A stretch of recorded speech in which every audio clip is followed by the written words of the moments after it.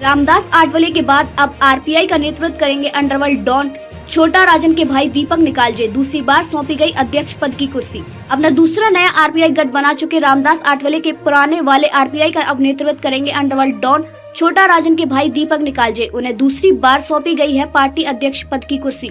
बुधवार शाम चेंबूर में republican party of India Ambedkar गठ का 10वां राष्ट्रीय अधिवेशन मनाया गया, जहां देश भर में हजारों कार्यकर्ता पदाधिकारी मौजूद थे। इस राष्ट्रीय अधिवेशन में राष्ट्रीय अध्यक्ष पद पर अंडरवर्ल्ड डॉन के छोटा भाई दीपक निकालजे को लगातार दूसरी बार बिठाया गया। इस अधिवेशन की खास बात यह है कि छत्तीसगढ़ के मुख्यमंत्री भूपेश बघेल के पिताजी नंदकिशोर बघेल भी इस कार्यक्रम में शामिल हुए और दीपक निकालजे को पूर्ण सहयोग की घोषणा की। पार्टी के संस्थापक मोहनलाल पाटिल ने भी निकालजे के पिछले कार्यकाल की तारीफ की। पार्टी में अध्यक्ष बनने के बाद उनके कुशल नेतृत्व को देखते हुए निर्विरोध अध्यक्ष चुना गया।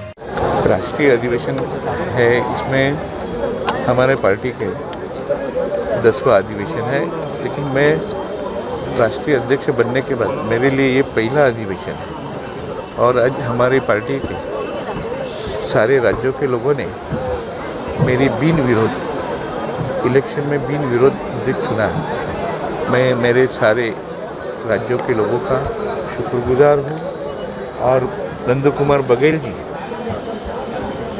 ये जो है छत्तीसगढ़ के सीएम, उनके पिताजी हैं और उनको डॉक्टर बाबा साहब अम्बेडकर जी के विचार उनको अच्छे लगते हैं, इसलिए हमारे पार्टी के कुछ सलाहकार भी हैं और उन्होंने बोला भाई कहीं भी हो हम तुम्हारे साथ हैं।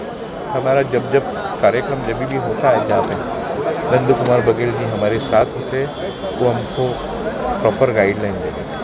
एक और सवाल, आपने कहा कि बीच में आपकी जो पार्टी है वो बैठ गई थी, बिठा दी गई थी, आप फिर से उसको ऊपर ला रहे हैं? नहीं, तो कोरोना की वजह से हम लोग पार्टी का काम आगे लेके नहीं जा पाए कि 2019 में मेरी नियुक्ति हो गई, उसके बाद कोरोना आ गया, इसके वजह से हम पूरे राज्यों में घूम फिर नहीं सके।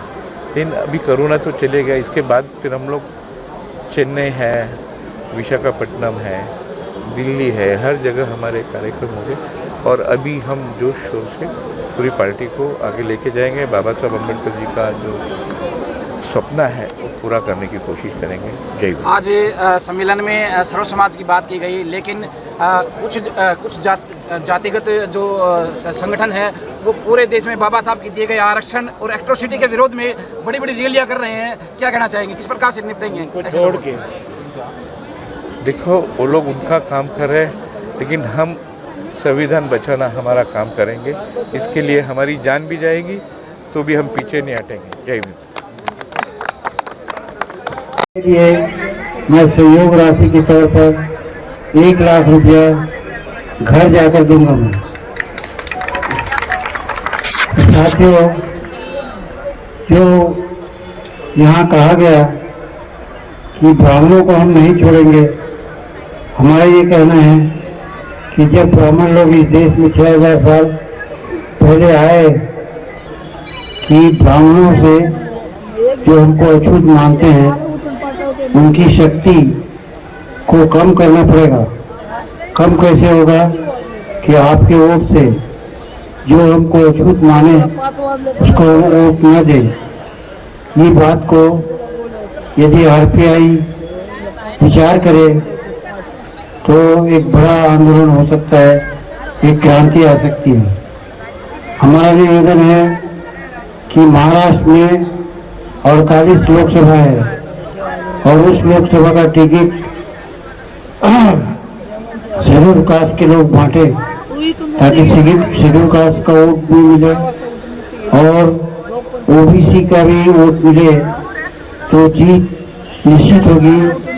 और महाराष्ट्र का 48 लोकसभा, गुजरात का लोकसभा और इसी तरह से राजस्थान का लोकसभा, उत्तर प्रदेश का लोकसभा और बिहार का लोकसभा, ये एक क्रांतिकारी परिवर्तन होगा और हम सब एक नए मंजिल पर पहुंच सकते हैं।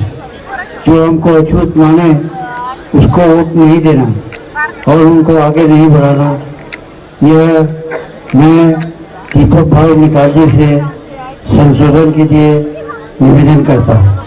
मैं अधिक नहीं कहते हुए अपनी बात यहीं समाप्त करता हूँ। वो 1 महीने के बाद मैं वापस रायपुर जाऊंगा तब दीपक भाई निकालजी मुझसे 1 लाख रुपए ले ले संगठन के लिए खर्चा करें। दूसरा ये है कि उनका माड़ी का दर्द है तो उसका मैं इलाज जानता हूँ, नेचुरोपैथी से इलाज होगा और उनको मैं समझाऊंगा वो व्यवस्था वो खुद अपने घर में कर सकते हैं। और उनकी जो माड़ी में दर्द है